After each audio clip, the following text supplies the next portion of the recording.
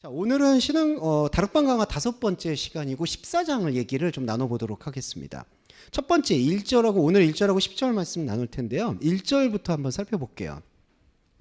한글 번역 보면은 너희는 마음에 근심하지 말라.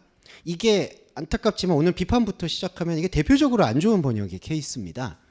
마음에 어떻게 근심을 안 합니까? 이게 말이 안 돼요. 그리고 이제 이런 게 잘못된 심리적 위로가 돼요. 그냥 우리가 사람들 만났을 때 근심하지 마세요, 평안하세요. 저도 사실 인사말처럼 평안이라는 말, 근심하지 말라는 말을 하지만 그거는 가능한 얘기가 아닙니다. 사람 사이에서 단지 좀 시간이 지나서 아물 뿐이고, 그리고 다른 생각을 열심히 해서 그걸 잊어버리는 것뿐이지, 제가 냉정하게 말씀드리는 것 같아서 송구스럽지만 사람의 상처라든지 고통, 아픔 이런 것들은 우리가 느꼈던 기쁨에 비해서 훨씬 더 오래 남는 거는 어쩔 수 없는 인간의 그 DNA라고 봐야 돼요. 그러니까 인간의 혼적인 본성은 기쁨에 대해서는, 왜냐하면 만족감이 없기 때문에 사실은 우리가 지금 뭘 성취를 해도요, 그 성취감은 오래 가지는 않는 걸 여러분들이 확인하실 수 있어요. 그래서 우리 시상소감 같은 거 보시면은 그런 거 뭐 보면은 오늘 일을 자양분 삼아서 더 좋은 곳으로, 근데 더 좋은 곳이라는 이미 목표가 설정돼 버리죠. 그러니까 사실은 행복을 찾는다, 기쁨을 느낀다 하더라도 그 기쁨은 안타깝지만 오래 가지는 않습니다. 인간의 기쁨과 쾌락이라는 것은 일순간에 불과하다.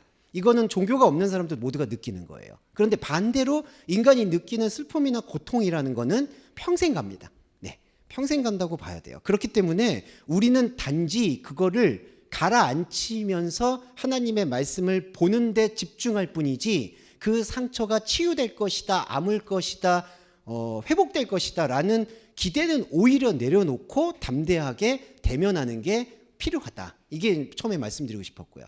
그런 의미에서 이 말씀의 번역은 저는 가당치가 않다는 거예요. 너희는 마음에 근심하지 말라. 왜 가당치 않냐 하면은, 또 하나 말씀드리면 예수님을 만났다고 해서 마음의 근심이 줄어드는 것도 죄송한 말인데 결코 아닙니다.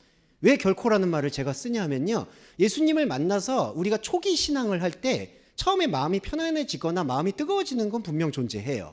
우리가 하나님을 사랑하는 마음, 그리고 날 위해서 희생하셨다라는 그 논지, 이제 이런 마음 속에서 나의 마음이 봄는 녹듯이 녹는 경험들은 분명히 각자의 인생 경로에서 경험하셨을 거예요. 여기까지 오셨으니까. 하지만 여러분들이 말씀과 대면을 했을 때 예수님의 맨 얼굴을 보게 되는 그 순간, 과연 하나님이 과연 나를 내가 생각하는 방식대로 사랑하는 것일까라는 의문을 갖지 않았다라면 그것은 오히려 성경을 무관심하게 봤다라는 증거가 됩니다. 왜냐하면 성경은 철저하게 우리 마음의 근심을 해결해 주는데 별로 관심이 없기 때문에요.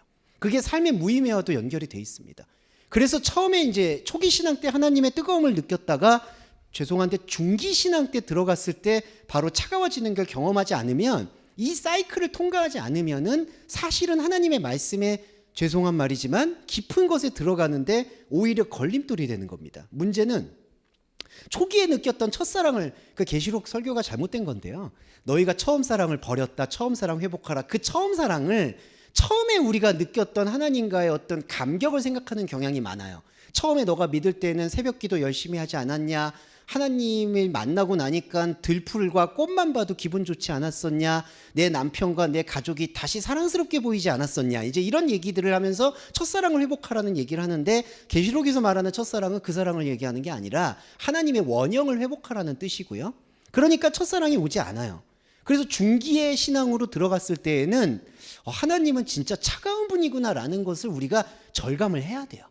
일부러 절감을 하는 게 아니라 말씀의 모든 맥락이 그걸 가리키고 있어요. 아, 하나님은 참으로 우리의 삶에 관심이 없는 분이구나. 하나님은 내가 생각하는 기대와 결과와는 전혀 다른 길과 생각을 갖고 계시구나. 이거에 대해서 인정하기 시작하는 게 우리의 마음을 오히려 혼적인 생각을 다스리는 중기신앙의 태도가 되는 겁니다. 그리고 마지막으로 이제 말기신앙이라고, 이게 시기로 말씀드려서 죄송하지만 이게 말기라는 게 뭐 신앙이 성숙해졌다 이런 맥락이 아니라 하나님의 말씀에 이제 진의가 드러나기 시작하는 때라고 보시면 좋을 것 같고요. 이 말기 신앙 때 가서는 혼과 영의 분리를 여러분들이 경험하시게 됩니다. 바로 지금이 경험하시는 거예요. 나는 지금 감정적으로 분리 안 됐는데 라고 생각하실 수도 있겠지만, 여러분들과 제가 이 말씀을 듣는 순간 이미 영과 육의 분리는 일어난 겁니다. 그건 부정할 수 없어요. 그러면서 영과 육의 분리가 일어나면서 이 말씀을 다시 보면 너희의 그 마음이 이게 헤카르디아 그리고 그 다음에 타라세소데 너희의 그 마음은 동요와는 상관이 없다는 것을 인정해라. 이렇게 번역이 되고 인지가 되는 게 중요합니다. 그러니까 무슨 뜻이냐면 너희는 마음에 근심하지 마라. 이렇게 했을 때 너희 마음을 혼의 마음을 근심하지 말라고 듣게 되는데 이게 아니고요. 너희가 소유하고 있는 그 마음 이건 말씀입니다. 네, 너희는 그 마음을 품어라. 예수 그리스도의 마음이니 라는 말씀이 신약성경에 또 있죠. 예수 그리스도의 카르디아라는 이 마음은 우리의 이 마음과 심정체계를 얘기하는 게 아니라 창세전에 하나님께서 예정하셨던 하나님의 그 사랑을 말하는 거예요. 그러니까 그 마음이라는 것은 우리가 생각하는 오욕칠정이 들끓는 그 마음 체계를 얘기하는 게 아니라 우리 안에 본래 존재하고 있었던 말씀의 광맥을 뜻하는 게 마음이에요. 카르디아라는 것은 가장 투명한 중심이라는 뜻을 히브리어와 헬라어에서 밝히고 있기 때문에 이 마음은 우리가 다스릴 수 있는 혹 불교나 다른 종교에서 얘기하는 마인드 컨트롤의 영역이 아니라는 겁니다. 그러니까 이 마음은 우리가 좌지우지, 우리의 혼과 육이 좌지우지할 수 있는 마음이 아니에요. 그런데 우리는 하나님과 우리와의 교제를 우리의 마음가짐의 변화로 이해하는 경향이 큰 거죠. 쉽게 말씀드려서 내가 하나님의 성령의 임재와 하나님의 성령의 뜨거움을 느꼈다. 그때 내 마음속에 미움과 고통이 봄눈 녹듯이 사라졌다. 이게 대부분의 간증과 이게 대부분의 성령의 동료와 이게 대부분의 설교의 결론으로 나가는 추세가 많습니다. 너희는 희락과 양성과 화평을 하나님의 성령을 느끼면 경험할 수 있다. 그리고 만약에 가정법이 존재하죠. 만약에 그것을 당신이 못 느끼고 있다면 아직 하나님의 사랑을 충분히 모르거나 머리로 신앙을 하거나 아니면 하나님의 사랑과 신앙에 대해서 깊이가 없는 거다라고 은연중에 단죄하고 비판하고 정죄하게 됩니다. 이게 교회의 위선이에요. 왜냐하면은 우리의 그 마음은 하나님께서 안타깝지만 우리가 알아서 하라고 내버려 두시는 거예요. 그리고 여러분 놀라운 비밀은 이게 분리가 될 때 오히려 우리는 그 마음을 다스릴 수 있어요. 비로소. 예전에는 하나님 저에게 이 마음, 육신의 마음입니다. 육신의 마음을 다스릴 수 있는 능력을 주세요. 성령을 충만하게 해주세요 라고 애원을 해서 내가 받아요. 근데 죄송한 말이지만 내가 받았던 그 성령은 내 감정이에요. 그냥 내가 느끼는 나의 희망적인 죄송한 말입니다. 오늘 죄송한 거 너무 많이 나오는데 자유행위예요. 그냥 내가 그냥 나 하나님 사랑 받았어. 내가 하나님 사랑 느꼈어. 이것뿐이에요. 그 마음하고 지금 여기서 말하는 카르디아하고는 하등의 관계가 없는 거예요. 그리고 이 말씀도 그 하등의 관계가 없다는 것을 인정하라는 말이에요. 너희의 그 마음은 동요하지 않는다. 동요한다는 뜻이 뭐냐면요. 이렇게 불안해한다, 근심한다라는 게 본뜻이라고 보기 어렵습니다. 이거는 상황에 따라서 움직이는 그 태도를 뜻해요. 동요, 타라소라는 헬라어인데. 그러면 이 마음이 동요하지 않도록 하라는 얘기는 우리 육신의 마음은 동요해야 돼요, 여러분. 무슨 말이냐? 기쁠 때 기쁘고 아플 때 표현을 해야 되고 그걸 나눠야 돼요. 그거 동요를 해야 돼요, 여러분. 그러니까 엄밀히 말하면 우리의 혼의 마음은 동요해야 되는 거예요. 근심해야 되는 거예요. 그게 단어가 근심이라고 표현이 돼서 부정적으로 다가온 거지 우리는 사람이 있을 때 감정적으로 아파하고 사랑하고 느끼고 그걸 느껴야 되는 거예요. 그 마음은. 그런데 그 마음을 하나님께 마치 이렇게 나의 신앙의 어떤 변화의 척도로 생각해서 내가 희락과 양성과 화평을 느껴서 내가 근심이 없고 평안해진다라고 나의 혼의 마음의 변화로 하나님이 보내주셨던 그리고 원래 있는 예수 그리스도의 마음을 동일시하지 말라는 겁니다. 그러니까 쉽게 말씀드리면 우리의 마음은 자갈밭일 수도 있고 소금밭일 수도 있고 계속해서 너울치지만 그것과 무관하게 저와 여러분 안에 심정을 넘어서서 숨쉬고 있는 말씀의 마음은 그 동요와 그 근심과 그 반응과 상관없이 계속해서 영의 길을 걷고 있다는 것을 우리가 긍정하라는 거예요. 그러니까 말씀의 예배는 바로 그겁니다. 그러니까 너희는 마음에 근심하지 말라는 이 뜻은 혼의 마음을 말하는 게 결코 아니다.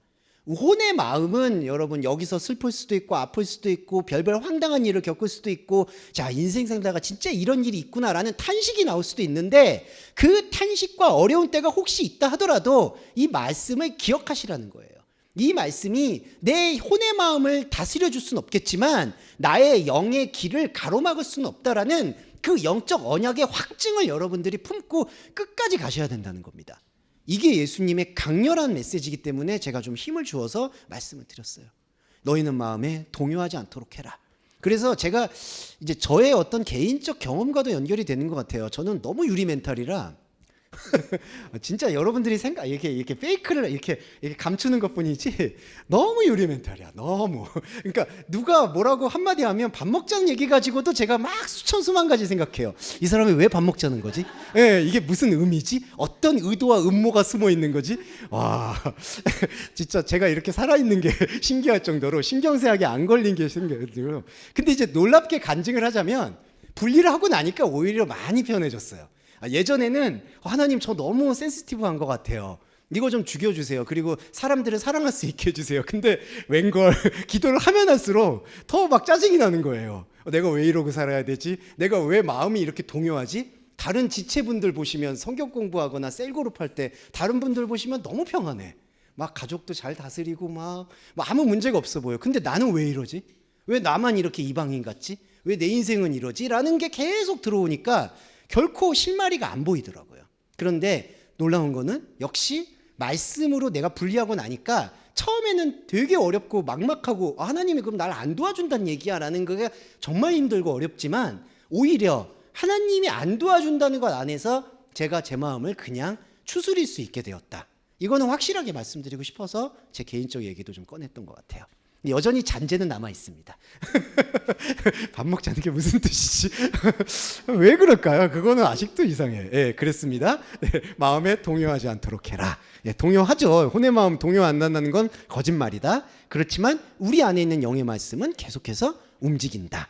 그리고 한 가지 더 말씀드리면 하나님을 믿으니 또 나를 믿어라. 여기서 나를 믿어라라고 해서 목적격이 쓰였는데 이 목적격에 대해서도 조금 더 생각을 묵상을 해야 돼요. 이게 에이스 에메라는 전치사구인데요. 이게 제가 그냥 편하게 말씀드리면 에이스 에메 피스티얼에는 너는 믿을 수 없어도 너 안으로 끌어당기고 있는 그 말씀의 인력이라고 하죠. 여러분 끌려오는 힘. 그 끌고 오는 힘에 대해서만큼은 인정하라는 뜻이에요. 그러니까 한글 번역에 저는 좀 아쉬움을 너무 우리에게 요구를 많이 해요. 하나님을 믿으니 나를 믿어라. 그러니까 여러분 믿음이라는 게 곧 내가 믿는 것처럼 느껴지잖아요. 그리고 믿기지 않으면 기도를 하게 되잖아요. 그리고 믿기지 않으면 또 현상의 표적과 간증을 통해서 믿으려고 하고요. 그러니까 이게 목적격 자체가 사실은 잘못된 현상인 거예요. 해석이고. 그러면 이게 뭐냐? 하나님을 믿으니 나를 믿어라는 거는 다시 풀어보면 너는 믿을 수 없어. 솔직히 그렇습니다. 우리는 심정적으로 신념으로 믿는다고 해도 그 신념은 오래가지는 않다고 저는 봐요. 그런데 내 안으로 말씀이 나를 당신의 그리스도의 마음과 그리스도의 말씀 안으로 끌고 가고 있는 그 여러분과 저는 설명하기 어렵지만 왜냐하면 여러분 마음에 하나님의 끌고 가심에 대해서 설명할 길이 많지 않잖아요. 그래서 누구한테 그거를 이렇게 인정받을 수가 없어요. 여러분 안에 있는 하나님의 황홀경을 누군가에게 설교해 준다고 설명해 준다고 해도 그게 리액션이 올 수가 없어요. 왜냐하면 본인만이 느끼는 거예요. 하나님께서는 다른 사람은 관심이 없고 여러분 안에서 자신의 언약의 전부를 쏟아내기 때문에 그걸 다른 사람에게 같이 공명을 일으킬 수가 없는 거예요. 오직 여러분이 느끼는 거예요. 그 설명할 수 없는 감정, 그 영적 감정이죠. 그 영적 감정에 대해서 눈을 뜨라는 게 내 안으로 그리스도의 말씀 안으로 끌고 오는 그 설명할 수 없는 삼층천에 대해서 너는 반응하는 것이 좋다. 이게 바로 나를 믿으라는 뜻입니다. 그러니까 사실은 우리는 담대하게 사실 당신을 믿을 수가 없습니다라고 고백하는 게 맞아요. 우리는 믿는다라고 얘기하는 순간 그 믿음이 우리의 신념으로 세워진 믿음일 수가 있기 때문에 그 믿음에 대해서는 오히려 끊임없이 말씀으로 의심해 보는 게 중요하고요. 그런데 그럼에도 불구하고 내 신앙과 내 행위와 내 모든 게 난도질 당했음에도 불구하고 지금 이 순간 하나님께서 나를 끌고 가시는 그 설명이 불가능한 인력이 뭔가, 그 말씀의 자력이 뭔가에 대해서 깊게 생각해 보는 게 예배예요. 지금 저와 여러분이 하고 있는 작업이 바로 나를 믿는 작업이다. 예수 그리스도를 받아들이는 작업이다라고 생각하시면 감사하겠습니다. 자, 그게 1절의 말씀이었고요. 2절로 넘어가 볼게요. 내 아버지 집에 거할 곳이 많다. 그렇지 않으면 너희에게 말했을 것이다. 자, 여기까지가 한 문장인데 여기에는 말씀의 신비가 담겨 있습니다. 자, 신적 가정법의 부정 형태라는 건데요. 이거는 신학교에서 나오는 그런 문법 형태가 아니라요. 묵상에서 나오는 거라는 걸 좀 말씀드리고 싶어요. 그렇다고 신학을 부정하는 게 아니라 우리 이 흐름을 말씀드리는 거라고 생각하시면 되겠는데, 뭐냐 하면 저번에 제가 지난 시간에 만일 뭐뭐 하다는 거는 우리가 이렇게 하면은 이렇게 된다라는 조건절이 아니라고 말씀을 드렸어요. 그러니까 만일이라는 가정법은 우리가 헤아릴 수가 없으니까, 측량이 안 되니까 하나님 시간 속에서를 표현할 때 만일 뭐뭐 한다면이라고 표현을 한다는 겁니다. 그러니까 이미 이 말씀은 만일 너희가 뭐뭐 한다면이라는 거는 하나님의 영역에서는 이미 이루어졌다라는 뜻이에요. 반대로 근데 만일 그렇지 않다면이라는 거는 어떤 뜻이냐? 이게 부정돼요. 무슨 뜻이냐? 2절에 내 아버지 집에 거할 곳이 많다는 게 부정돼요. 부정이라는 건 뭐냐면은 아버지 집에 거할 곳이 쉽게 말씀드려서 아니라는 거예요. 많지 않다는 거예요. 왜 그러냐면요. 이거 말씀드릴게요. 내 아버지 집에 거할 곳이 많다라는 이 의도는 뭐냐면 우리 그때 당시는 제자고요. 지금은 우리의 혼적 자아를 자극하는 말씀입니다. 왜 자극이냐? 우리는 아버지의 집을 천국이라고 생각하고요. 아버지의 집에서 많고 크게 존재하는 거를 우리의 어떤 보증수표로 생각해요. 자, 사람이 종교를 갖는 이유는 사후에 대한 염려가 상당히 많은 비중을 차지합니다.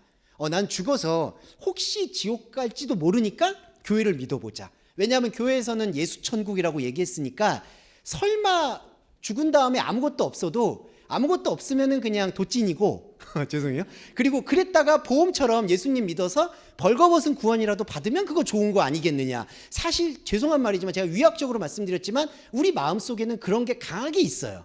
그러다가 순모모 교회처럼 범사에서도 복을 받으면 더 좋지 않겠냐. 그러니까 이제 폭발적으로 부흥을 안 할 수가 없더라고요. 보니까 교회의 성장은 확실히 그러니까 나중에 천국도 가고 여기서 복도 받고 누이 좋고 매부 좋고 같은 어떤 그런 맥락을 딱 하니까 역시 교회의 폭발적인 성장은 그렇게 해야 되는구나라는 거를 느낄 수밖에 없는데, 중요한 거는 내 아버지 집에 거할 곳이 많다라는 이 말씀 자체에 대한 인식이 예수님의 인식이 아니라 우리 제자들 그리고 우리들의 혼적인 생각이라는 거예요. 아, 하나님 집에 가면은 거할 곳이 많겠구나. 근데 중요한 건요, 예수님이 집 얘기를 할 때 많다 크다는 얘기를 안 하세요. 예, 왜냐하면은 집이라는 개념 자체는 우리가 생각하는 이러한 그 패러다임이라고 하죠. 사람이 머무는 공간, 사람이 머무는 안정적인 처소, 이걸 집이라고 생각해요. 저와 여러분이 집을 생각할 때 집을 어떻게 떠올리세요? 가서 쉬는 곳이라고 생각하잖아요. 근데 이게 안타깝지만 하나님이 말씀하시는 개념과 정반대예요. 하나님이 생각하는 가나안과 집은 광야가 가나안이었어요. 그냥 여기가 구름 기둥 불 기둥이 있고 만나가 있으니까 여기가 가나안이지, 여기가 더 내가 여기서 더 어디를 줄게라고 물으시는 게 모세한테 나타나신 여호와의 말씀이에요. 그런데 사람은 광야로 나왔는데 출애굽한 다음에 절대로 거기 안 머물죠. 계속 어디로 가려고 하죠. 그래서 금송아지하고 은송아지 막 세우죠. 그래서 결국 가나안 들어가서 거기 안에 있는 사람 다 죽이고 하나님 영광 돌리세요라고 얘기하는 그 역사가 신앙 고백 중에 가장 안 좋은 역사라는 거예요. 그러니까 내 아버지 집에 거할 곳이 많다. 만일 그렇지 않다면이라는 이 말씀은 그게 아니다라는 걸 내려놓아야 되는 거예요. 만일 그렇지 않다면 내가 너에게 말했을 것이다. 자, 여기가 중요한 게 만일 그렇지 않으면 A4 안 휘민 너희에게 말했다. 이게 뭐냐면요. 앞에서는 내 아버지 집에 거할 곳이 많다라고 하잖아요. 아버지 집에 여기. 근데 만일 그렇지 않다면이라는 거는 이게 부정되는 거예요. 아, 아버지의 집은 눈에 보이는 우리 이 인간의 눈에 보이는 천국이 아니구나. 하나님의 말씀의 영적 처소구나. 이걸 인지하게 돼요. 그런데 인지하게 되고 난 다음에 그러면 아버지 집은 어디 있어요? 라고 묻게 돼요. 그 다음에 숨어져 있는 신비로움이 여기 한글 번역에 보면 2절에 그렇지 않으면 너희에게 말했으리라. 네, 이거예요. 이게 뭐냐면은 아버지 집은 없어요. 그러니까 우리가 생각하는 집은 없어요. 그런데 말씀이 있어요. 내가 너에게 말했다. 예, 그러니까 우리는 내용을 생각하잖아요. 말했다 그러면은 뭘 말했지? 하잖아요. 근데 그게 아니라 만일 그렇지 않다면 너가 아버지 집에 있다라는 그 생각을 지운다면 말씀 그 자체가 아버지의 집이라는 거예요. 내가 너희에게 말했다. 그러니까 사실 아버지의 사랑이라는 건요, 여기서 더 넘어갈 게 없는 거예요. 그냥 말했다. 자, 사람은 말을 하셨는데 뭘 말했지잖아요. 우리가 율법이라는 것도 그거잖아요. 하나님께서 모세한테 계명을 주셨다는데 그 계명이 뭐지를 먼저 떠오르게 되잖아요. 그런데 하나님께서는 본래 내용을 중시하는 게 아니라 내가 너한테 지금 말을 한 것 자체, 이게 중요한 거예요. 그래서 우리가 이 신비를 느껴야지 이 말씀이 몸이 되는 영적 감정을 고양시킬 수 있습니다. 하나님께서 나한테 말을 걸어주셨다라는 자체, 하나님과 함께 내가 있다는 것 자체, 내용은 완전히 배제가 되고요. 하나님이 나한테 뭐라고 시켰어, 최소한 심지어 하나님이 나한테 사랑해서라고 말해서 사랑한다는 말도 지워야 돼요. 사랑한다는 말도 목적이 되니까. 그러니까 하나님이 그냥 나한테 레게이 말씀하셨다, 이게 아버지 집의 시작이라는 거죠.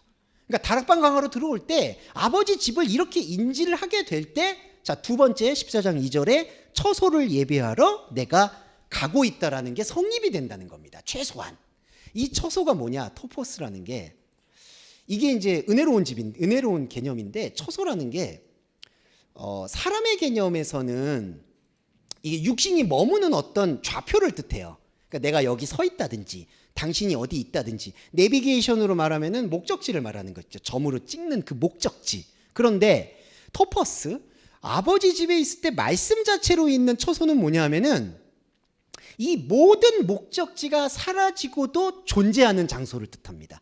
요것만 인지해 주세요. 그러니까 목적지라고 사람이 생각하는 그 시뮬레이션이라고 이걸 하는데요, 내가 어디로 가야지, 쉽게 말씀드려서 여러분이 오늘 10시쯤에 출발하셔서 여기 오시잖아요. 이게 다 목적지예요. 이렇게 다 찍고 오시는 거예요.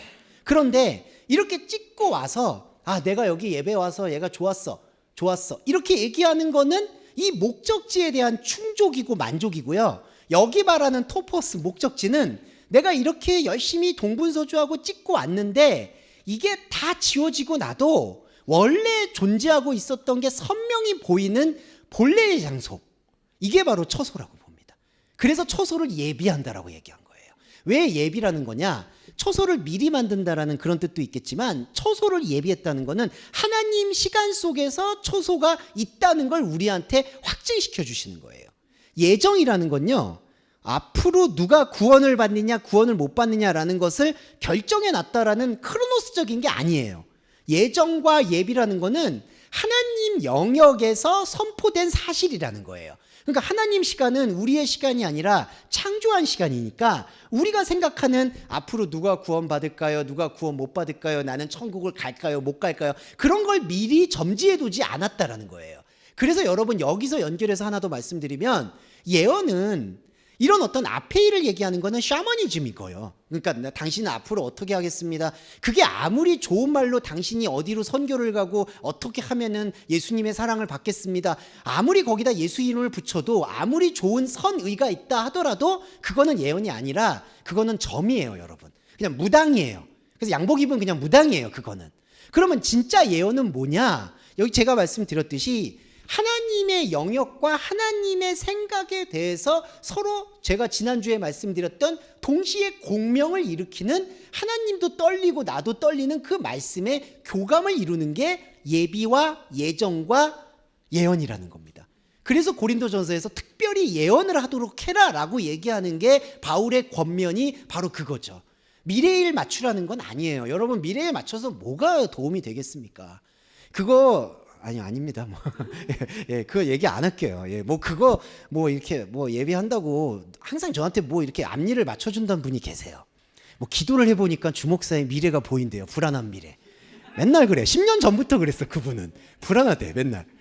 항상 불안하죠. 제가 왜 어떻게 안 불안하겠어요, 저의 이 위태로운 인생이. 그래서 처음에는 제가 되게 그때 예민하다고 말씀드렸잖아요. 잠이 안 오는 거야. 저걸 들어야 되나? 자기가 시키는 대로 하면은 인생이 달라질 수 있대요. 근데 돈을 요구하시네요. 그러니까 이제 제가 아닌 걸 알면서도 막 흔들려. 근데 여기 말씀이 효능 같아. 이제는 불안하지. 앞으로도 불안할 거고, 그걸 어떡하라는 거야 라고 마인드 컨트롤의 전환이 일어났다. 근데 예언은 바로 그런 부분으로 볼 수가 없다는 것을 설명드리고 싶고요. 13장 3절에 보시면 만일 내가 가서 준비하면, 자 여러분 이게 14장 2절은요 여기 아까 보시면 내 아버지 집에 거할 곳이 많다, 만일 그렇지 않으면이라고 돼 있죠. 그래서 만일 그렇지 않다는 거는 아버지 집에 거할 곳, 사람이 생각하는 천국은 없다는 뜻이고요. 3절에는 다릅니다. 만일 내가 너희를 위하여 처소를 예비하면, 이거는 존재한다는 얘기예요. 신적인 가정법으로 만일 처소를 예비해 놓았다, 우리 안에 하나님의 말씀을 느끼는 생명 공간이 있다는 얘기를 여기서 예수님이 풀이를 해주신 겁니다. 다시 한번 말씀드리면, 근데 왜 만일이라고 했을까? 이게 우리 언어로 규정이 안 되기 때문에 이렇게 표현을 하는 거예요. 그러니까 사람이요, 언어라는 게, 말이라는 게 딱 규정을 해버리면은 갇혀버리잖아요. 그리고 사람의 말은요 선악과의 말이기 때문에 그 말을 듣게 될 때 이거를 진짜 만일이라는 걸 빼고 말씀을 드리면 우리는 천국을 또 그 천국을 알게 돼요. 여러분 그럴 수밖에 없어요. 만약에 이걸 만일 떼고 내가 너희에게 천국 예비했어 이렇게 얘기하면 이것도 예정론 돼요. 아, 하나님께서 천국 예정하셨구나. 그리고 만인 구원론처럼 또 들려요. 모든 사람한테 구원 받으라고 하는 거구나. 이런 식으로 오해하게 된다는 거죠. 그래서 만일이라는 걸 썼다는 겁니다. 이걸 인지해 주시면 좋겠고요. 그 다음에 3절 얘기 좀 나누고 좀 쉬었다 갈게요. 13장 3절에 내가 너희를 위하여 처소를 예비하면 내가 다시 와서 너희를 내게로 영접하여. 자, 여기서 다시 온다는 것 좀 설명드릴게요. 이걸 마치 그 현상적인 재림으로 이해하시는 분들이 좀 있습니다. 혹은 오순절의 성령으로 이해하시는 분들도 있어요. 그런데 먼저 이 문장의 특성을 말씀드리고 싶은 게, 이게 미래적인 말을 하는 게 아니에요. 예수님께서는 이 현장에서, 그러니까 지금 저와 여러분도 시간을 초월해서 지금 말씀을 듣고 계시잖아요. 지금 이 크로노스의 현장에서 다시 온다는 거예요. 이거를 잘 이해하셔야 돼요. 어떤 분들이 잘못 이해하시는 거는 내가 다시 온다는 건 십자가에 못 박히셔서 오순절에 다시 온다는 뜻으로 해석하는 분도 있고, 아니면은 오순절에 아니면은 부활 이후에 오셨다가 승천하셨잖아요. 그리고 다시 오리라 또 얘기하잖아요. 그래서 마지막 종말을 얘기하는 분들도 있어요. 근데 그게 아니라 이 말씀 자체는 지금의 현장에 다시 온다는 얘기예요. 그러면 왜 다시 오는 걸까가 묵상이 되죠. 왜 다시 오는 걸까요? 제가 지지난주인가 무명과 유명과 무명과 유명을 말씀을 드렸을 때처럼, 내가 가지고 있는 예수는, 여러분과 제가 가지고 있는 예수는 안타깝지만 우리가 혼으로 만난 예수는 허상의 예수예요. 그러니까 사람이 생각하고 기대하고 싶어하는 그냥 자기 기대와 자기 신비의 예수예요. 그 예수를 만나고 싶어 해요. 그리고 좀 비판적으로 말씀드리면 그 예수님과 큐티를 하는 걸 인격적 교제라고 생각해요. 그래서 플라시보 효과가 일어나요. 진짜 내가 예수님과 교제를 하다 보니까, 또 성품 얘기 드릴게요. 내 성품이 좀 좋아진 것 같다. 내가 남편을 사랑하게 된 것 같다. 아내를 좋아하게 된 것 같다. 그게 이제 아버지 학교나 어머니 학교에서 자주 하는 방식이에요. 지금부터 예수님이 당신이 남편을 보내주셨다고 생각하시는 걸 30번 외치세요. 이러면은 남편이 좋아 보여요. 좋아 보이죠? 플라시보 효과입니다, 이게. 예, 플라시보 효과예요. 근데 플라시보 효과는 결코 여러분들의 본질을 충족시켜 줄 수가 없다는 거죠. 그게 허상의 예수예요. 그런데 다시 온다는 얘기는 뭐냐면요, 바울이 다메섹 도상에서 변화하는 것처럼 그 허상의 예수를 처음에 만나고서 허상의 예수를 통해서 내 감정을 끌어올리려고 하는 그 순간 말씀의 진리와 말씀의 체질이 들어와서 우리 눈에 비늘을 씌운다는 겁니다. 그러니까 허상의 예수에 대해서 더 이상 보지 않게 만드는 작업이 우리 신앙의 1차 작업이에요. 내가 알던 예수가 아니구나. 말씀을 듣고 보니 내가 이해하고 싶어하고 내가 생각했던, 좀 제가 위학적으로 오늘 말씀드려서 죄송하지만 여러분들 그 아버지 하나님 생각할 때 서로가 떠오르는 아버지의 어떤 상이 있잖아요. 그냥, 그리고 그 아버지의 상을 할 때 좀 진짜 안타까운 얘기지만 우리 친부모님을 생각하고 싶지 않아 하잖아요. 왜냐하면 친부모님도 존경하긴 하지만 뭔가 우리가 봤을 때 제일 모델이 되는 아버지, 인자한 아버지, 제일 뭔가 나를 알아줄 것 같은 아버지. 근데 그게 아니라는 거예요. 그건 우리가 세운 허상이라는 거예요. 내가 안식하고 싶어하고 내가 심리적으로 안정을 받고 싶어하는 아버지 상이라는 거예요. 그 아버지 상이 완전히 허물어지는 거예요. 예수님이 오셔서 언제 인자한 모습을 보여주셨나요? 인자한 모습 안 보여주셨습니다. 하나만 말씀드리면요, 눈물을 흘렸다는 건요, 감정적으로 눈물 흘렸다는 얘기가 사실은 아니에요. 그 여러분 보시면 성격 못된 사람이 막 이렇게 승질나다가 제풀에 막 이렇게 막 오열하는 사람 있죠. 막 그거예요. 그 눈물이라는 게 내 말을 왜 안 듣냐 답답해가지고 막 벽을 막 주먹으로 치다가 아유 이러고 우는 거예요. 그게 마치 뭐 예수님이 우리들을 긍휼히 여기셔서 이게 아니에요. 답답해가지고 그만큼 다혈질이에요. 그러니까 예수님의 말씀과 예수님을 현상적으로 느끼고 그 현상 속에서 보니까 이분이 하나님의 아들은 분명한데 내가 알던 예수, 내가 알던 하나님이 아니라는 거죠. 그리고 내가 알던 하나님이 아닌 거라는 걸 말씀하게 되는 그 고백의 순간 완전하게 내 안에 예비되었던 말씀의 진리가 드러나는 게 바로 팔린 파루시아, 다시 온다는 얘기예요. 이게 재림입니다. 그러니까 여러분 우리가 성경을 읽을 때 좀 죄송하고 안타까운 얘기지만 2번 읽어야 되는 거예요. 아멘 아멘이라는 게 그냥 나오는 게 아니에요. 이거 다시 보라는 얘기예요. 그러니까 우리가 아까도 이런 거 있죠. 마음에 근심하지 마라. 이런 것도 다시 봐야 된다는 거예요. 제가 청개구리처럼 거꾸로 본다는 게 아니라요. 절대로. 이걸 다시 보게 되면은 우리 눈에 씌워졌던 바벨탑의 비늘이 벗겨진다는 겁니다. 감히 말씀드리면 지금 저와 여러분이 그걸 벗긴 거예요. 다시 오신 거예요. 그리고 너희를 내 자신에게로 받아들인다. 이게 얼마나 기쁜 건지를 말씀드리고 싶은데 내 자신이 뭐죠? 이게 참 신비로운 건데 예수는 우리 안에 있습니다. 예수는 우리 안에서 우리의 아델푸스, 우리의 자궁에서 생명이 연동하면 예수는 우리로 인해서 나아지는 거예요. 여러분 이게 생명이 나아져요. 그럼 이게 생명의 씨앗이에요. 그러면 여러분 이 생명의 씨를 남자라고 부르고요. 하나님께서 이 씨를 의롭다 여기세요. 이게 칭의예요. 이게 구원과 언약의 완성입니다. 그런데 내 자신, 너희를 내 자신에게로 받아들인다는 게 얼마나 놀라우냐면은 나는 자궁이잖아요. 나는 낳았잖아요. 근데 내가 낳은 이 생명이 나를 끌어당기는 거예요. 아까 제가 인력 말씀드렸죠. 내가 낳은 이 생명이 이제 나를 압도하는 거예요. 그러니까 여러분 이런 영적 전이가 일어나야 됩니다. 이게 이제 트랜스포메이션인데 요것만 조금 설명드릴게요. 자, 여러분과 제가 말씀을 들어서 쉽게 말씀드려서 말씀을 낳았어요.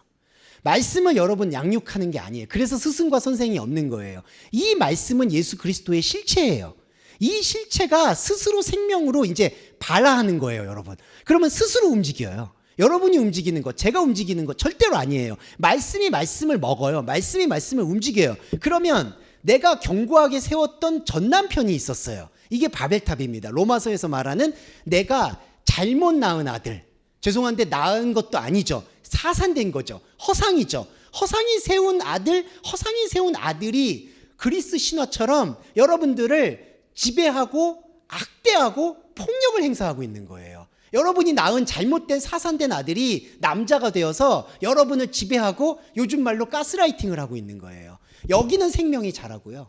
여기는 나를 내두고요. 그래서 전남편이라는 거예요. 남편이 없는 거예요. 원래 사마리아 여인한테도 예수님이 남편이 없다고 얘기하는 게 너가 세운 그 허상의 하나님 없다는 얘기를 하는 게 남편이 없다는 거예요. 그러면 우리가 눈을 돌리게 되면 여기는 죽은 거구나 라는 거를 말씀을 통해서 계속 고백을 하게 되면 신비 중에 신비가 뭐냐 하면 내가 그리스도와 연합을 통해서 낳았던 그리스도 그 자체가 이 말씀이 스스로 움직여서 나를 당신의 스스로 움직인 그 말씀의 세계 안으로 빨아들인다는 겁니다. 이게 완전한 흡수예요.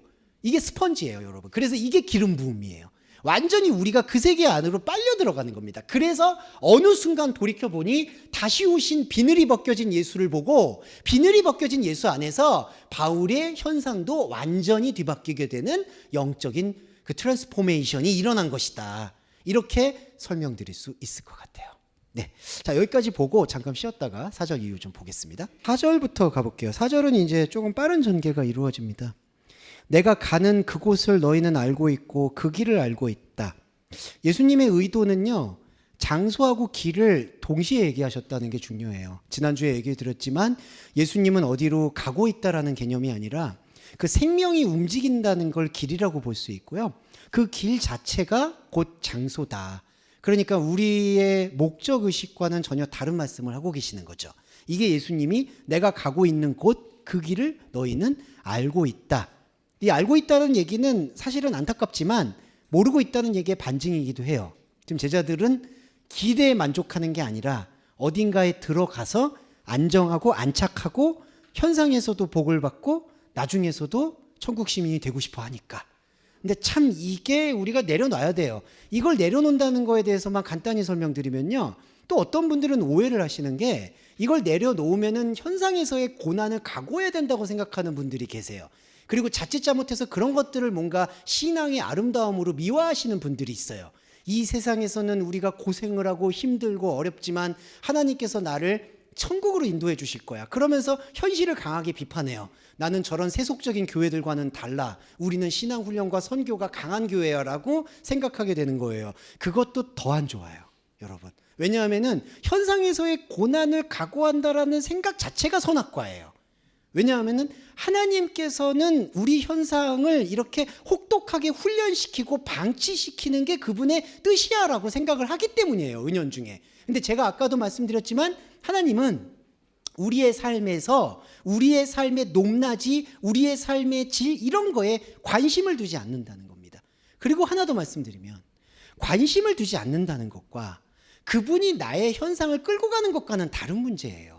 우리는 이 말씀이 자꾸 이게 국수주처럼 엉켜 있으니까 하나님 제가 당신께 영광을 돌리기 위해서 내가 이 삶을 잘 살아갈 수 있게 해주세요라는 기도를 자꾸 가져가고 하다 보니까 이게 말씀이 엉켜서 정리가 안 되는 거지. 제가 무의미하다, 무관심하다고 얘기한 게 이 단어가 다른 단어가 없어서 말씀드린 거지. 하나님은 또 여러분의 혼의 체를 갖고 있기 때문에 여기서의 움직임에서의 고민과 어려움들 그런 것들을 어찌되었든 최소화시키려고 움직이고 있다는 겁니다. 그런데 무관심하시다는 거예요. 이거의 목적성을 잘 이해하셔야 돼요. 자, 예수님 사역에서 증거가 나와 있는데 예수님이 실제로 병자를 고치잖아요. 자, 그때는 의료가 지금의 상황과는 말도 못하게 열악한 때죠. 약조차 쓸 수 없는 때죠. 그러니까 병을 그냥 방치하는 거예요. 그러니까 병을 방치하니까 몸체가 무슨 말씀의 깊은 걸 느낄 겨를 자체가 없으니까 예수님이 손 잡고 치유하시는 거예요. 근데 사람은 그게 기적이니까 놀랍죠. 근데 예수님은 이게 하나도 안 놀라워. 예수님은 38년 된 병자를 그 연못가에서 내쫓는 게 목적이지 그 사람이 걷고 말고는 죄송한데 예수님의 관심사가 아니에요. 그리고 그 사람이 걸었을 때에는 기초생활수급에서 또 벗어나기 때문에 좋은 게 아니에요, 여러분. 이게 중요해요, 여러분. 예. 왜냐하면은 거기서 또 이렇게 최소한의 복지가 또 박탈당하는 거거든요. 그러니까 이런 복잡한 문제가 있어요. 그러니까 예수님은요, 보시면 그런 거에 대해서 하등 관계를 안 하는 거예요. 근데 고치세요. 왜 고칠까요? 우리의 몸체가 아주 허무하기 때문이에요. 우리의 몸체 자체가 고통이기 때문이에요. 그 부분을 우리가 조금 더 깊이 알아야 된다. 이거를 좀 말씀드리고 싶었고, 그래서 하나님의 무관심과 하나님이 우리의 삶에서의 돌보심과 여기에 대해서는 조금 생각을 해두실 필요가 있습니다. 제가 조금 조심스러워서 말씀을 안 드린 것 뿐이지만 우리의 삶에 하나님이 개입을 하시고 도와주시고 최소화할 수 있도록 움직이는 거에 대해서 부정할 필요는 없어요. 하지만 제가 계속 말씀드리지만 왜 제가 근데 그럼에도 불구하고 무관심하다고 얘기하는 거냐? 하나님의 생각이 그러니까. 우리가 말씀을 들을 때 하나님의 생각의 주파수를 맞춰야죠. 저희가 무슨 인생에서 힐링 상담 받으려고 하는 게 아니잖아요. 그러니까 하나님은 우리의 삶에 철저히 무관심하다라는 것에 대한 말씀의 눈을 반드시 떠야 된다. 여기에 대해서 좀 설명드리고 싶고요. 자, 근데 도마가 똑똑하다기보다는 도마가 조금 전곡을 짚는 게 있어요. 5절에 보면 주여 어디로 가는지 우리가 알지 못하거늘 그 길을 어찌 알겠습니까? 자, 이 질문은 뭐냐면은 예수님의 답변을 끌어내는 질문이에요. 어디로 가는지 사실은 모른다. 그리고 당신이 말하는 가는 곳이라는 것에 대해서 나는 모르겠다라고 얘기하는 게 솔직한 거죠. 근데 다른 제자들은 그렇게 물어보지 않았어요. 예를 들어서 요한복음에서 부활한 다음에 도마가 또 물어보는 게 있죠. 분위기 깨는 거. 나는 여기 못자국을 봐야지 당신인 걸 알겠다. 근데 다른 사람들은요, 예수님이 십자가에 못 박혔다는 사실을 부정하고 싶어 해요. 그러니까 예수님이 십자가에 못 박혔다는 거는 형벌과 죄인들의 취급을 받았다는 얘기니까 예수님의 십자가 못자국을 절대로 안 보려고 해요. 근데 도마는 그거를 보여달라고 얘기해요. 그리고 해석이 또 잘못된 게 있어요. 한글 번역이. 너는 나를 본고로 믿었느냐? 그게 긍정적인 얘기예요. 보지 못하고 믿는다는 거예요. 그게. 그건 나중에 또 설명을 드릴게요. 그러니까 도마가 현상을 짚는 거예요. 지금. 어디로 가는지 알지 못하는데 그렇게 얘기해요. 그래서 6절에서 예수님이 내가 길, 진리, 생명이다라고 얘기를 하는 겁니다. 근데 이 길, 진리, 생명이 힘들다고 말씀드리는 게 뭐냐 하면 우리가 지금 가지고 있는 말씀과 예배의 존재 방식인데요. 길은 걷는 거고요. 진리는 벗기는 거예요. 벗긴다는 표현이 뭐냐면 감춰진 것을 드러낸다는 뜻입니다. 그러니까 우리의 예배라는 거는 우리 안에 비늘을 계속 벗기는 것밖에 없어요. 그리고 예수님은 그걸 생명이라고 얘기하세요. 그러니까 우리 안에 사실은 이 인생길 동안 예배를 드려야 될 그냥 딱 하나의 콘텐츠 내용이 있다면 내가 알고 있었던 선악과의 생각이 무엇인지를 성경 66권을 통해서 비늘을 벗겨내는 것 그 이상도 이하도 없는 거예요. 그리고 그게 생명이라고 얘기해요. 근데 영지주의자들이나 다른 사람들은 거기서 더 뭔가 신비로운 걸 추구하고 싶어 하죠. 하나님께서 나의 영적 자를 뭐 저기도 우주도 갈 수 있게 하고 그러면서 양자역학 얘기하고 뭐 얘기하고 그러죠. 근데 그거는 우리가 생각하고 싶어 하는 초자연적인 혼적인 상상력의 연장인 거예요. 마치 SF 영화를 좋아하듯이. 자, 그거는 그거 영역대로 그냥 상상하되 우리가 말씀을 통해서 첨예하게 집중해야 되는 거는 우리는 계속 이 길을 걸어야 되는 거고 이 길을 걷는 예배의 방식이 나를 보지 않게 하는 거. 하나님의 말씀의 실체에 대해서 보지 않게 만들려는 모든 충동을 멈추게 하고 생명의 진리 말씀을 보게 하는 거. 그게 예수님의 존재 방식이라는 거예요. 우리도 예배가 그거고요. 그러면서 그걸 깨달게 되면은 우리는 하나님을 보는 겁니다. 자, 보는 것과 증명의 거대한 차이만 말씀드리고 오늘 예배가 마무리가 될 것 같은데요. 14장 7절에 보시면 이제부터는 너희가 그를 알았고 보았다. 이렇게 얘기해요. 너희가 나를 알았으면 내 아버지도 알았다. 이거 깨달았다는 얘기예요. 자, 깨달았다는 얘기는 뭐냐 하면 진리를 통해서 내가 비늘을 갖고 예수 그리스도를 봤다라는 사실을 고백하는 게 깨달음입니다. 그러니까 이 깨달음은 다른 종교에서의 뭐 득도했다, 각성했다 하고는 좀 차원이 다르다고 생각해 주셔야 돼요. 다른 종교에서는 수행을 통해서 뭔가 유레카가 나오는 거를 깨달음이라고 사용하는데 기독교에서 특히 예수 그리스도의 말씀에서의 깨달음은 나의 한계 고백이 깨달음이에요. 내가 더 이상 벽에 부딪힌 거구나. 이게 예수님이 나의 지식과 나의 말로는 더 이상 알 수도 없고 이해할 수도 없는 거구나. 하지만 멈출 수도 없구나. 이거를 고백하는 게 그 한계 고백이 깨달음이에요. 근데 신비로운 건 그 한계 고백이 우리는 그냥 고백을 하고 끝나잖아요. 그냥 예수님 나 예수님 모르겠어요. 우리의 혼은 그 다음에 아무것도 없잖아요. 그런데 저와 여러분 안에 말할 수 없는 설명할 수 없는 그 인력이라고 아까 말씀드렸던 말씀의 이끌림이 우리가 이해하지 못하고 감각하지 못하고 실감하지 못해도 하나님 자신의 완전한 세계를 계속해서 보여주고 있다는 거예요. 그게 바로 그를 보고 있는 거예요. 그러니까 우리는 담대히 말씀드리면 하나님을 보는 겁니다. 하나님을 보는 거예요. 여러분이 느끼는 거예요. 단지 영적 감각이 혼적 감각에 비해서 압도적으로 부족하기 때문에 감각이 안 느껴지는 것 뿐이지 저와 여러분은 이 순간 하나님을 보는 거예요. 그리고 여러분이 하나님이에요. 하나님을 본다는 게 뭐냐 하면요, 하나님은 단지 보는 대상이 아니에요. 봤다라는 거는 뭐냐 하면은 하나님과 내가 하나가 되었다는, 하나가 될 수밖에 없다라는 필연적인 생명이라는 거예요. 여러분이 하나님이에요. 여러분이 하나입니다. 이게 마치 영지주의자들이 얘기하는 것처럼 내가 신이 되었다 이것과 전혀 달라요. 내가 나의 완전한 한계 고백의 그 끝에 하나님이 살아계시는 거예요. 이게 바로 그를 보고 있는 겁니다. 그런데 이 빌립이란 인간이라고 해서 죄송합니다. 주여, 여기서 갑자기 아버지를 보여주소서 그래야만 조카리이다. 이게 말씀의 뉘앙스가 뭐냐면요, 제가 왜 이렇게 나쁘게 얘기하냐면요, 이 뉘앙스가 예수님 이런 말 다 필요 없고요, 그냥 아버지를 한 번만 보여주세요. 현상으로. 그러니까 이때 유대인들이 뭘 얘기했냐, 그냥 내 삶의 기적을 보여주세요. 그러면 당연히 당신을 믿습니다. 솔직히 그러죠, 여러분. 만약에 우리가 여기서 갑자기 기적이 있어서 여러분의 지갑에서 갑자기, 요즘은 지갑 없으니까 갑자기 가상 코인이 막 100배, 막 10,000배로 뛰었어. 여러분 갖고 계셨던 그 비트코인이 뭐 이렇게 뛰었어.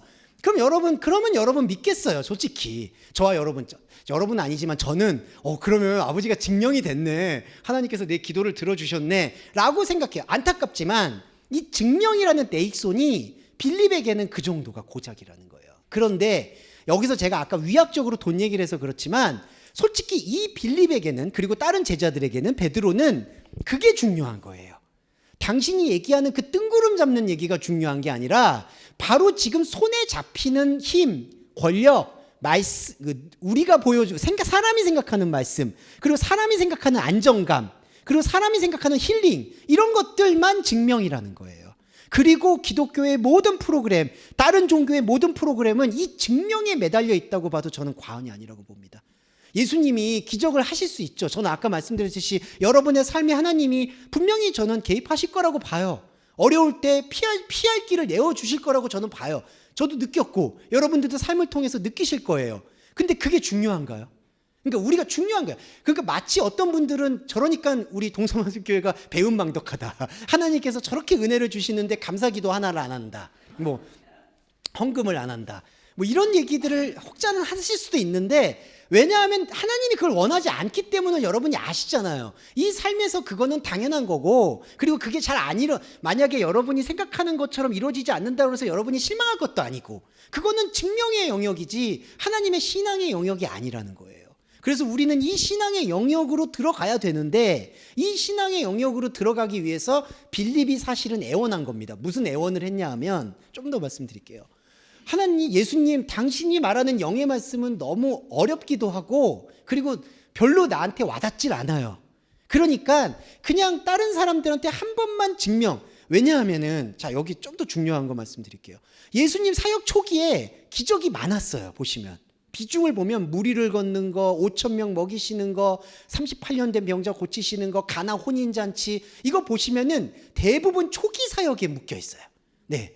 근데 이후부터 예루살렘 들어오시면서, 아니면 그 이전부터 예수님의 이 사역이 제자들이 볼 때에는 증명이 안 되는 사역으로 가고 있는 거예요. 그러니까 초기에는 이 빌립이 볼 때, 베드로가 볼 때 막 이렇게 막 사람 치유받고 고치고 난리가 난 거예요.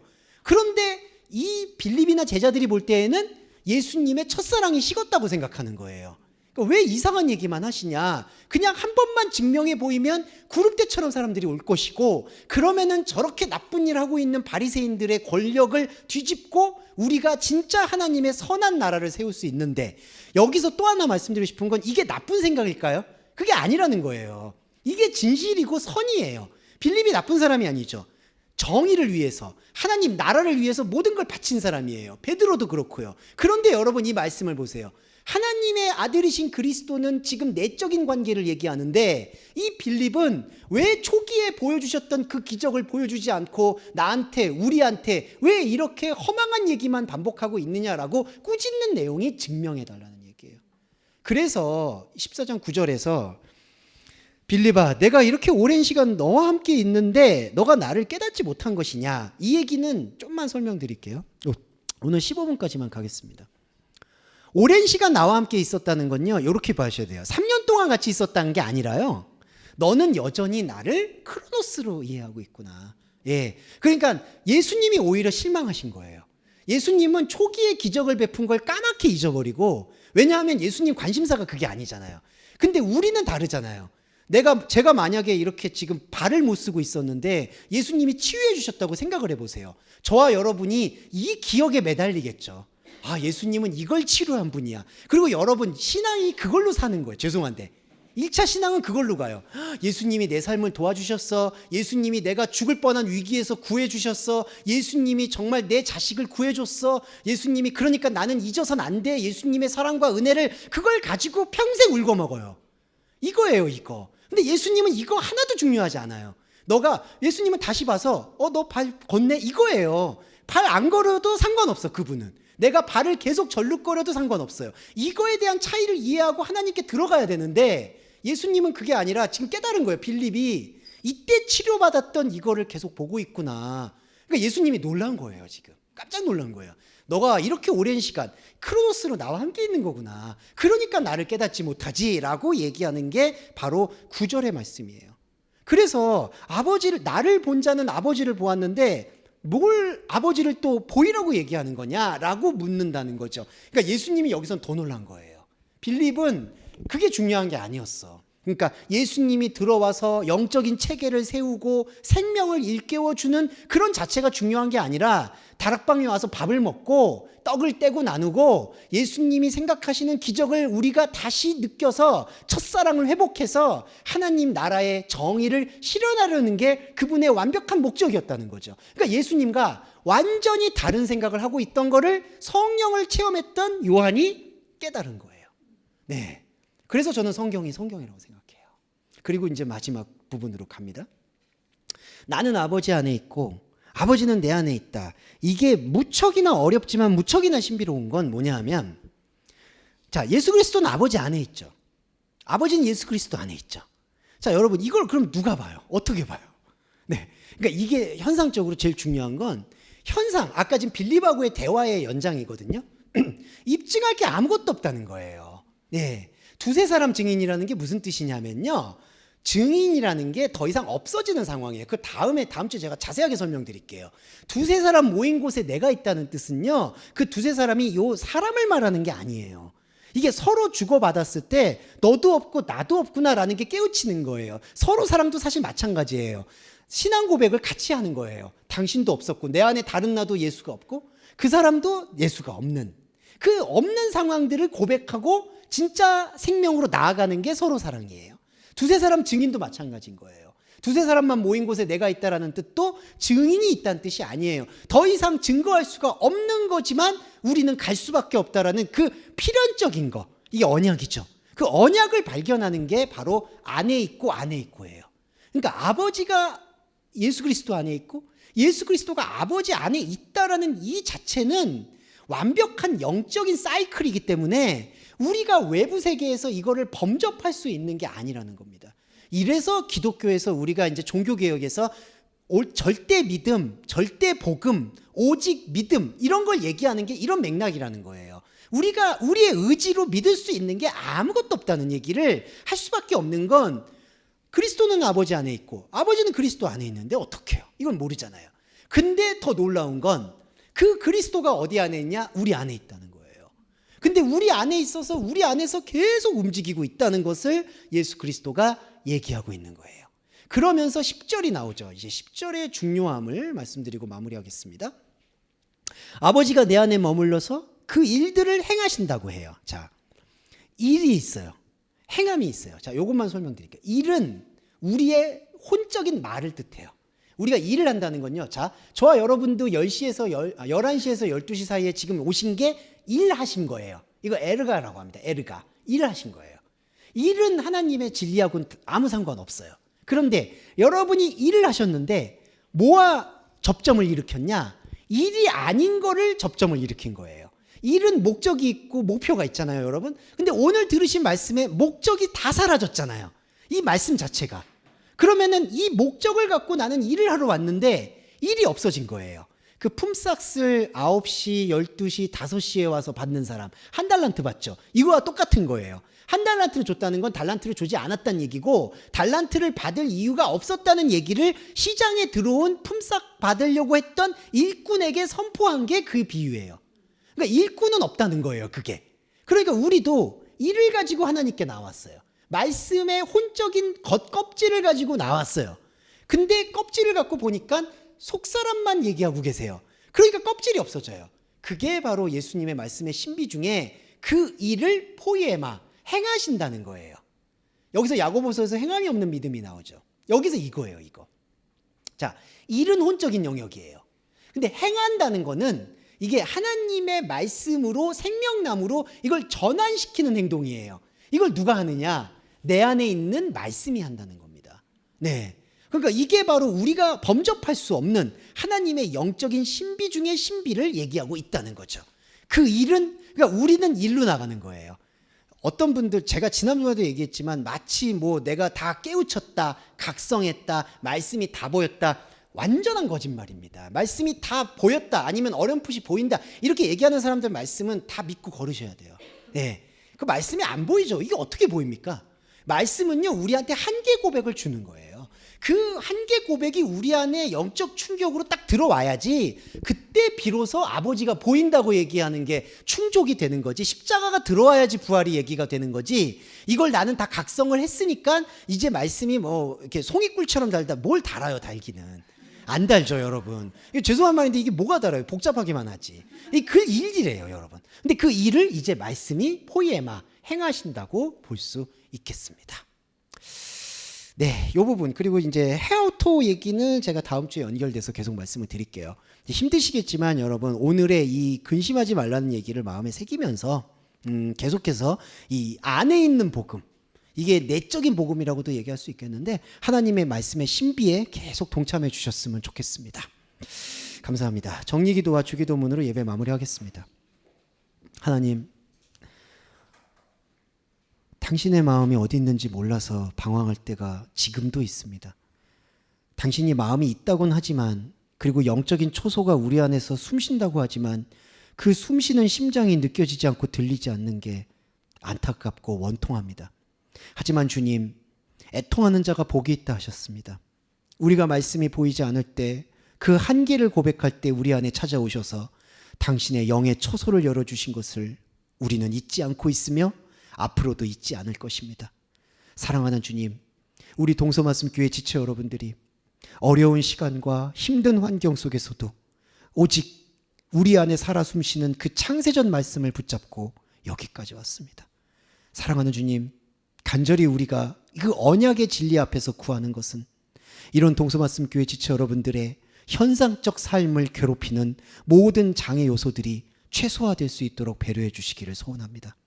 경제적 어려움이 있다면 경제적 어려움에 피할 길을 내어주시고 육체의 어려움과 건강의 필요가 있다면 좋은 의술과 좋은 의학의 도움을 받을 수 있도록 배려해 주시고 마지막으로 사람으로 인해서 입은 상처가 있다면 그 상처가 최소한 남을 수 있도록 배려해 주시기를 간절히 소원합니다.